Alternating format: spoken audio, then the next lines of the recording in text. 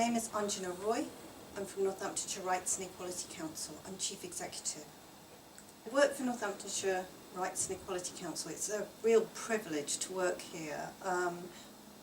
We do working with individual complainants, people who've experienced discrimination. We support them and we see what we can do to support their case and do representation to tribunal. We also do support work with individual victims of hate crime, and we do kind of broader public legal education, informing people about their rights.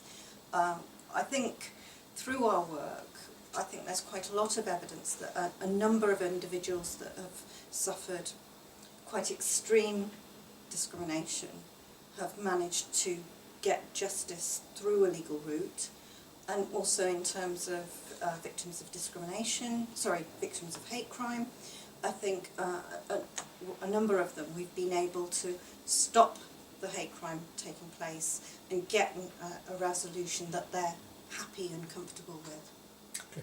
This kind of work isn't a 9-to-5 job.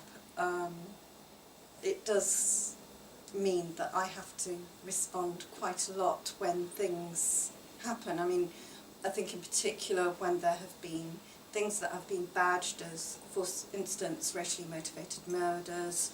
You can be called out at any point in time. The last couple of them have happened on bank holiday weekends, so you know, kind of there's quite a lot that you have to do above and beyond the call of duty.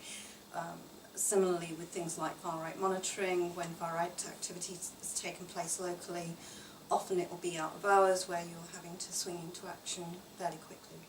Right. As I say, I do feel incredibly privileged to be able to work here. I mean, I'm fortunate to have the opportunity to work in an area that I really love and I'm passionate about. But I think over the course of time, I was involved in a number of smaller voluntary organisations, particularly the Asian Women's Group. I got involved in the organisation and helped get together things like policies and business plans for them, and submitted funding applications, and that's really where I did a lot of my learning, and that enabled me to get skills to apply for a job like this. As I say, I feel very privileged to be doing this kind of work. Well, I think part of the difficulty is there are so many challenges. I mean, particularly in our line of work, you know, it isn't plain sailing at the moment. In the last few weeks, we've had to close down an immigration service that we've run successfully over a number of decades. There are a number of challenges for people who want to complain about discrimination. So again, since the end of July, tribunal charges have come into force that make it much harder, well, put a financial barrier for victims of discrimination in taking forward complaints. There is a veritable onslaught, particularly against black communities, but all kinds of vulnerable communities. How do we overcome this? You've got to challenge. I mean, and within this veritable onslaught, you have to have a consistency in challenging, and every so often you will have a glimmer of light and a win that will kind of lift up your spirits, and that's worth fighting for. Thank you. At the age of about 19, I'd got a job in the voluntary sector in the women's movement in London. And I worked there for around 6 or 7 years, and at that point in time developed a fundamental fear of funders.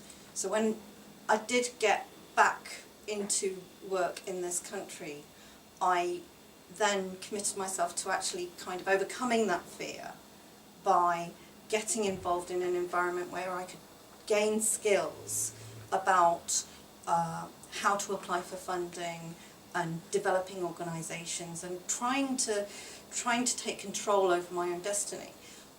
Dostio at that point in time was operating on a tabletop at the Military Road Centre in Northampton, and I I couldn't, if there was nothing to screw up, they had nothing, and so there was nothing to lose, which is a very, very strong position to be in. So from that position, we started altering our constitution, building up a committee, developing a business plan, applying for funds, and the organisation is now 25 years old and has its own centre and provides kind of social care support and domestic violence support and advice, immigration advice to Asian women, not only in Northampton but actually across the county. So, you know, it's very dear to my heart, and at certain points in time has got in the way and is very, very annoying at times. But you know, it has allowed me to gain the skills to be employed in an area that I am passionate about, and also contributed, as I say, to the lives of a number of very, very, very vulnerable Asian women in Northamptonshire. I think it's really tough for young people at the moment. In terms of the younger generation, I think it's a really tough environment. I've got 3 kids of my own, and I know how tough it is, and I think there are big opportunities in getting involved in your local community.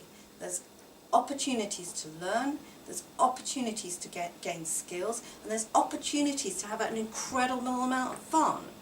So I think the opportunities, you know, are so strong. Why wouldn't you do it? Why wouldn't you do it? And I think the real challenges that young people face at the moment in terms of access to education, skills, access to employment, the only thing you can, there are only positives to getting involved in your community. And I mean, just one final thing in terms of young people.